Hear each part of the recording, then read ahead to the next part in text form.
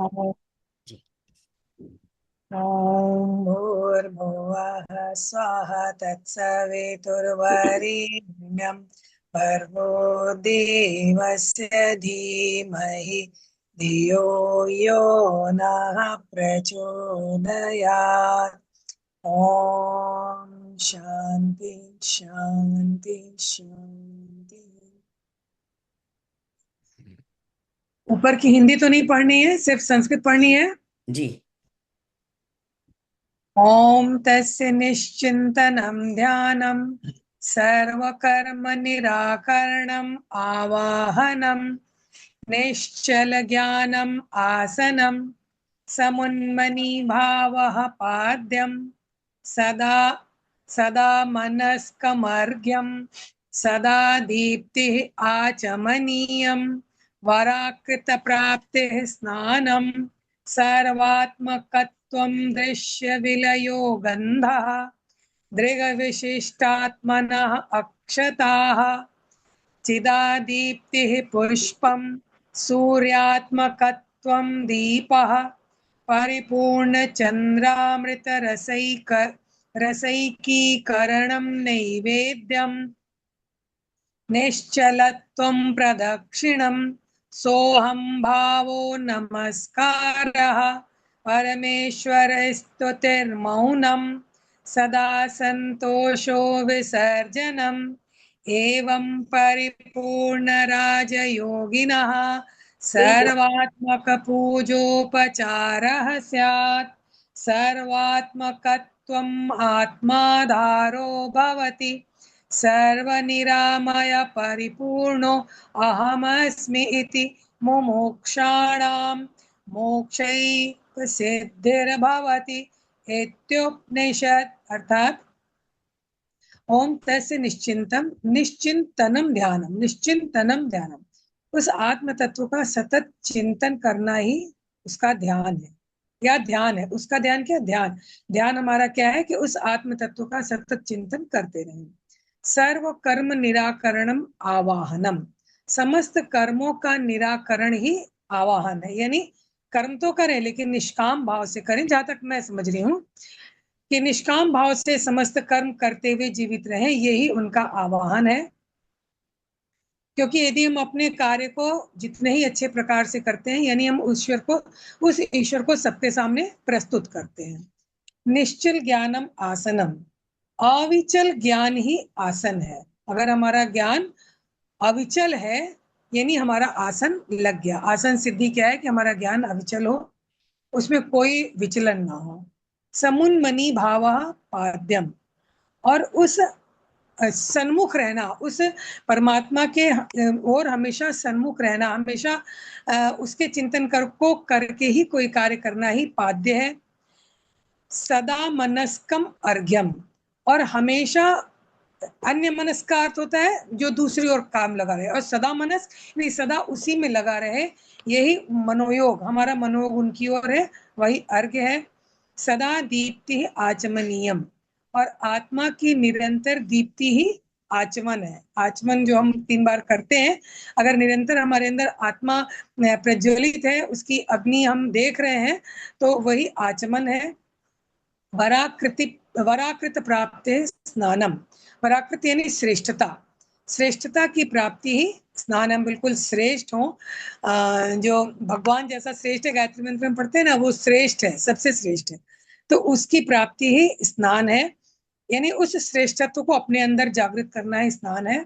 सर्वात्मकत्वम दृश्य विलयो गंधा, और सर्वात्मक दृश्य का विलय, शून्य यानी लय समाधि ही गंध है। सब कुछ देखते हुए भी हम उस शून्य में विचरण करें, यही गंध है।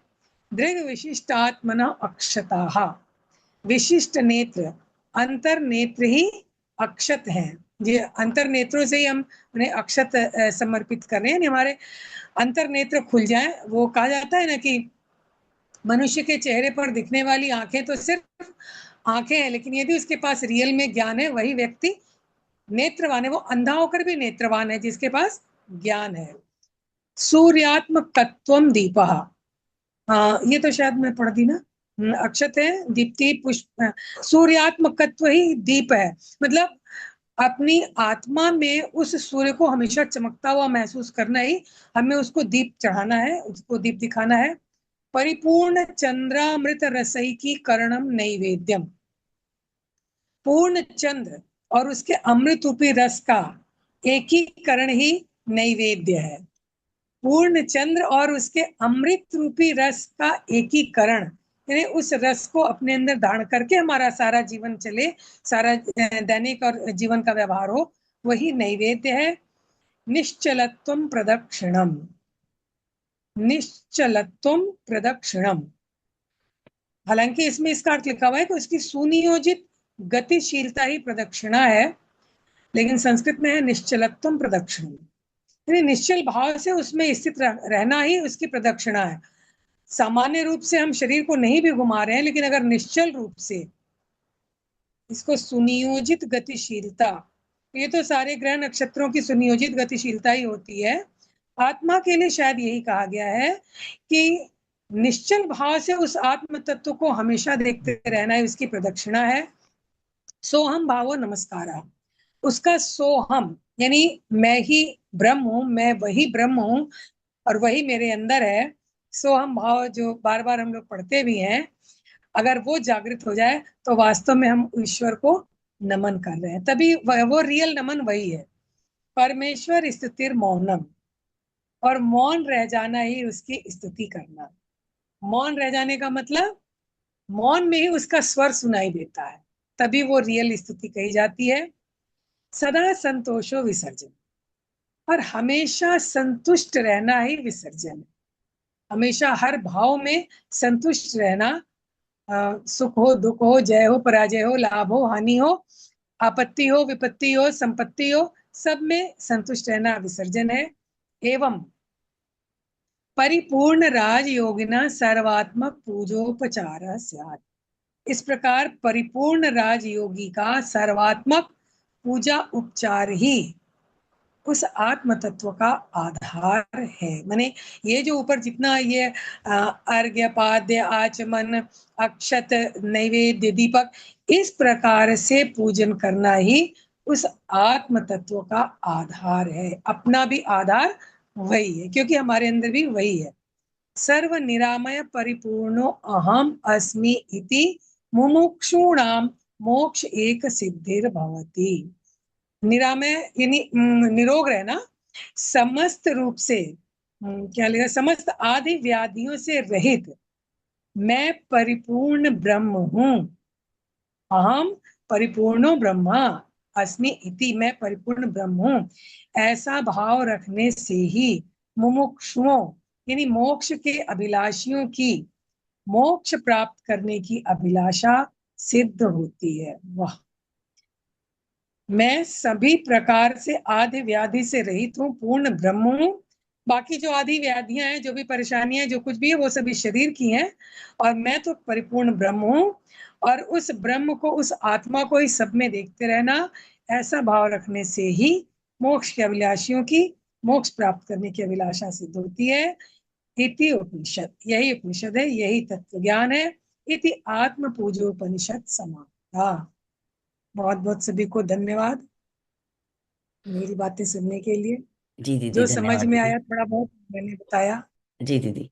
जी, आगे चलते हैं। हेमलता दीदी, दीदी आप हो तो अपने आप को अनम्यूट करिए। और प्रेमलता दीदी आप हो, पढ़िए आप लोग सब बारी हरि बारी से। हाँ। जी दीदी, जी दीदी, प्रणाम। बहुत सुंदर उपनिषद है। बस छोटा सा है पर बड़ा ही आनंददायक है। तो जी अभी सुन रहे थे दीदी का।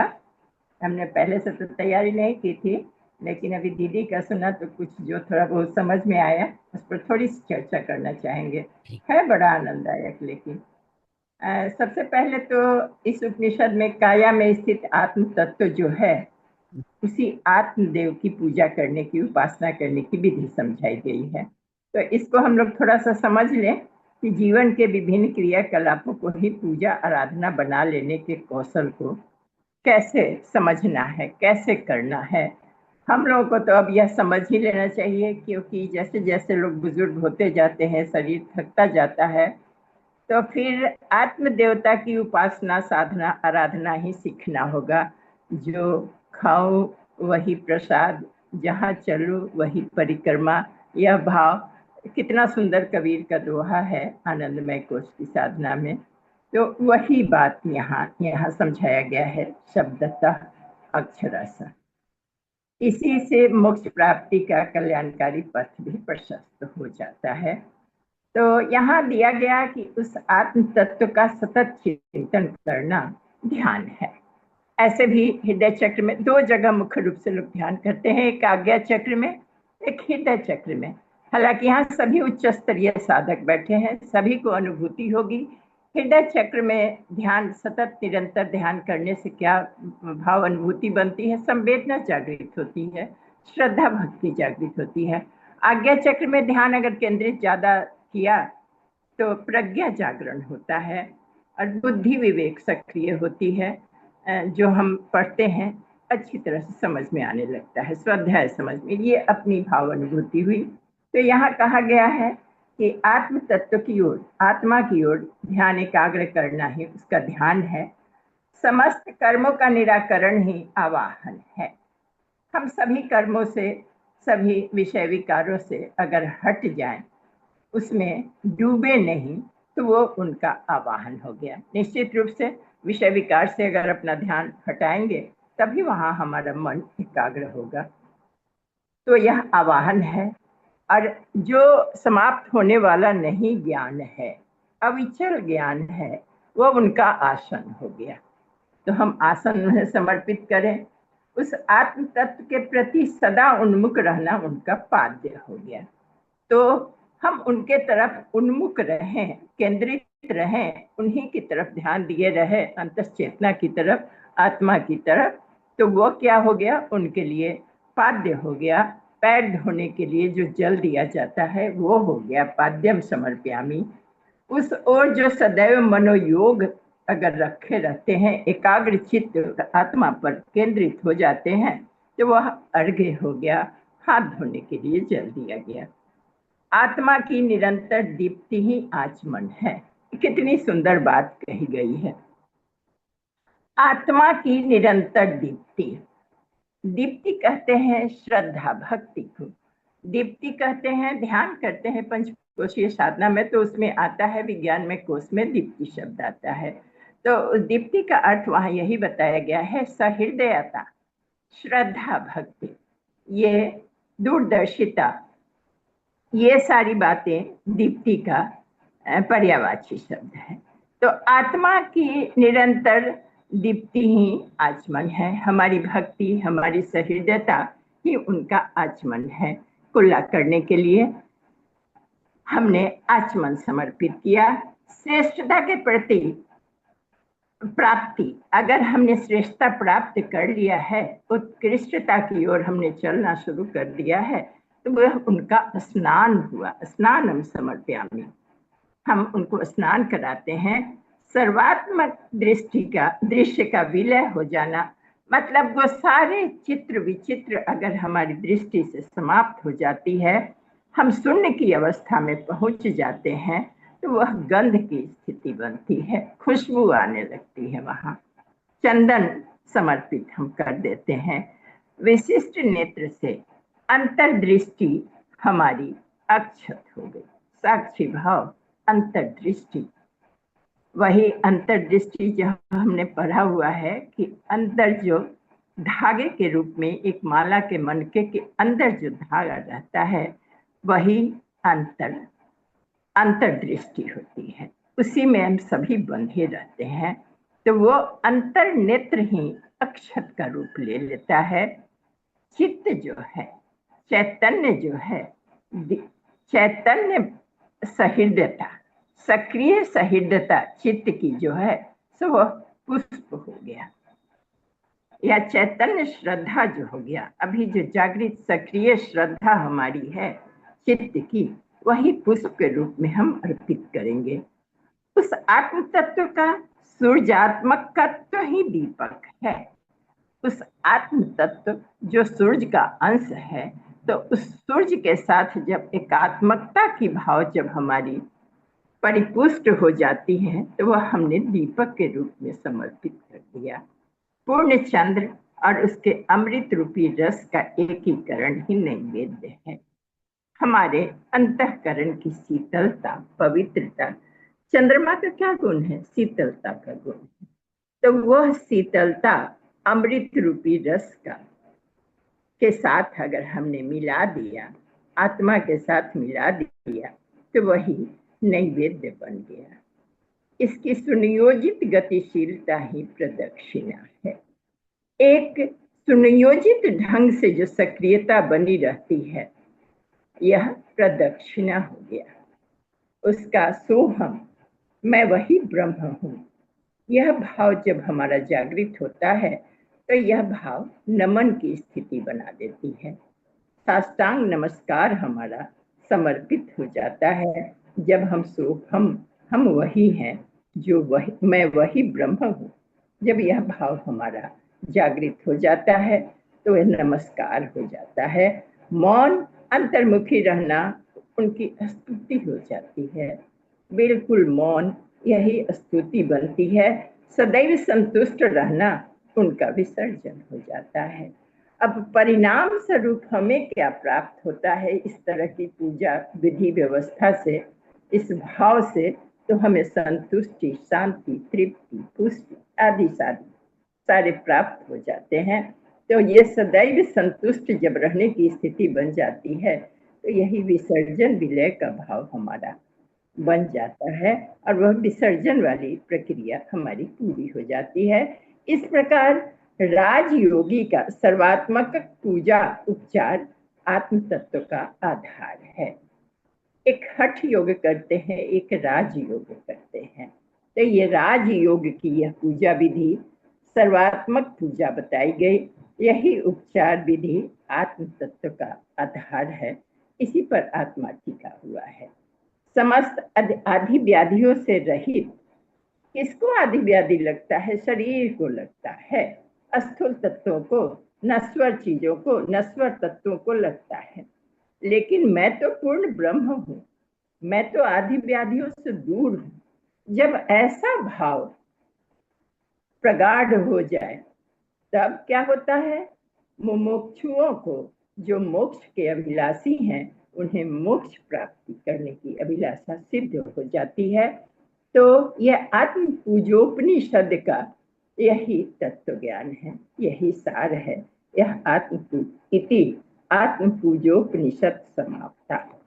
धन्यवाद, प्रणाम, आपने हमें झेला। वो दीदी सभी को कैसी बातें करते हो आप। इतना सुंदर। जी। जी, हम इस नेक्स्ट कौन पढ़ेगा? प्रेमलता दीदी, आप मुझे पक्का बता तैयार होंगी आप। जी दीदी, मैं पढ़ूंगी। बिल्कुल मालूम है, हाँ जी जी दीदी, पढ़िए। और अच्छे अच्छे से इसको, ये अपनी पूजा करेंगे आज हम, किसी और की पूजा नहीं हो रही, अपनी जी पूजा। जी। जी। दूसरों की जय से पहले खुद की जय करें, बस। जी जी। जी दीदी, पढ़िए। जैसे कबीरदास बोलते थे ना, कबीरदास भी तो यही बोले थे ना कि हम जो कर्म करते हैं वही हमारा, क्या मतलब, जो हम चलते घूमते हैं वही मेरा परिक्रमा हो गया। बिल्कुल। इस तरह वो सब सब कुछ वही बताए थे। तो जी। उसी तरह यहाँ बस बताया गया कि सब हमारे हमारे अंदर ही है। हम अपने आत्म देवता की पूजा हम कैसे करें, वही है, ये इसमें बताया गया है कि सबसे बड़ा देवता हमारा आत्म देवता है। अगर हम अपने आत्म देवता को प्रसन्न कर लिए तो सब कुछ पा लिए। तो सबसे बड़ा हमारा आत्म देवता है, जीवन देवता है। जीवन देवता को आओ चलो, ये संगीत है ना, आओ चले जीवन देवता को तनिक सवारे। जी, बहुत अच्छा गीत है, प्रज्ञा गीत। जी दीदी, मैं लेती हूँ। ओम जी दीदी तस्य जी। निश्चिंतनम ध्यानम सर्वकर्म निराकरण आवाहनम निश्चल ज्ञानम आसनम समुन्मणि भावः पाद्यम सदा मनस्कम अर्घ्यम सदा दीप्तिर आचमनीयम व्याकृत प्राप्ति स्नानम सर्वात्म सर्वात्मकत्वं दृश्य विलयो गंधः दृग विशिष्ट आत्मानः अक्षतः चिदादीप्ति पुष्पम सूर्यात्मकत्वं दीपः परिपूर्ण चंद्र अमृत रसय रसय की कर्णम नैवेद्यम निश्चलत्वं प्रदक्षिणम सोहम भावो नमस्कारः। परमेश्वर स्तुतिर्मौनम सदा संतोषो विसर्जनम एवं परिपूर्ण राजयोगिनः सर्वात्मक नहीं हाँ सर्व आत्मक पूजोपचारः स्यातः। सर्व आत्मक तत्त्वम् आत्माधारो भवति। सर्व निरामय परिपूर्णो अहम अस्मि इति मुमुक्षूणां मोक्ष सिद्धिर्भवति इति उपनिषद। उस आत्म तत्व का सतत चिंतन ही उसका ध्यान है। समस्त कर्मों का निराकरण ही आवाहन है। दीदी, इस लाइन का अर्थ हमें यह भी समझ में आया कि हम सब कर्म कर रहे हैं, करते हुए भी उस कर्म बंधन में ना बंधना ही हमारा आवाहन है।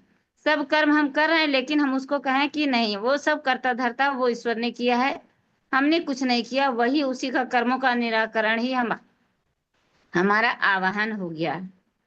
अविचल ज्ञान ही उसका आसन है। जो विचलित जो ज्ञान ना हो वही हमारा उनका आसन है। उस आत्म तत्व के प्रति सदा उन्मुख रहना ही पाद्य है।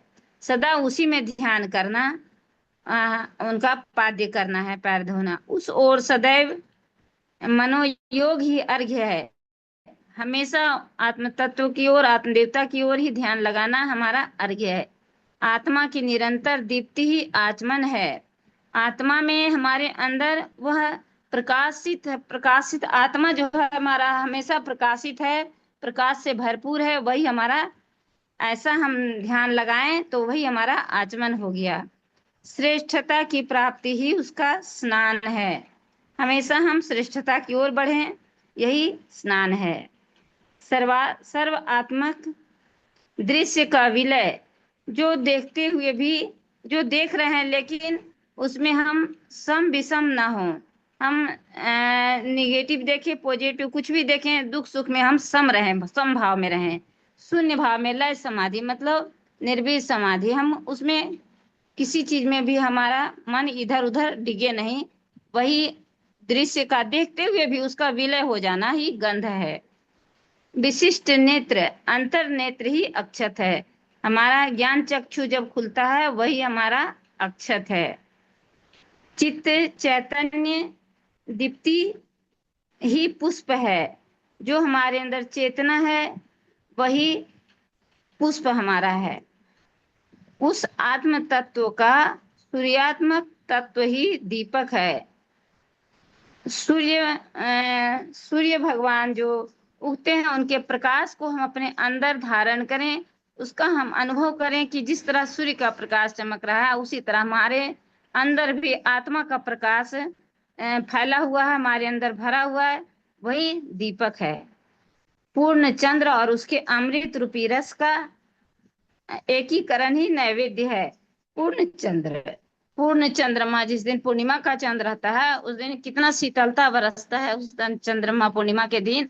तो उसके अमृत रूपी रस का, और पूर्ण चंद्र रहे और उसमें अमृत रूपी रस का बहाव हो रहा है, वहां से निर्झर बह रहा है, उसका हमें एकीकरण ही, उन दोनों का एकीकरण मतलब हम अपने अंदर उसको धारण कर रहे हैं। चंद्रमा के से जो रस बह रहा है उसको हम अपने अंदर धारण कर रहे हैं, वही नैवेद्य है हमारा। उसकी सुनियोजित गतिशीलता ही प्रदक्षिणा है, और उसको सही दिशा में लगाना, सुनियोजित गतिशीलता, या फिर इसको ऐसे भी कहेंगे गतिशीलता। हमारी गतिशीलता जो है वही प्रदक्षिणा है। जो हम सही दिशा में गतिशील होते हैं, गलत दिशा में नहीं, सही दिशा में जो गतिशील होते हैं, जो भी करते हैं, वही हमारा प्रदक्षिणा हो गया। उसका सो हम, मैं वही ब्रह्म हूँ, ऐसा भाव ही नमन है। मौन अंतर्मुखी रहना ही उसकी स्तुति करना है।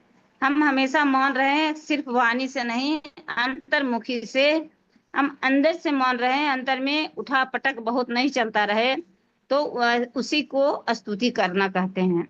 सदैव संतुष्ट रहना उसका विसर्जन है। हमेशा मन में आत्म संतुष्टि का भाव रखना, यही विसर्जन है।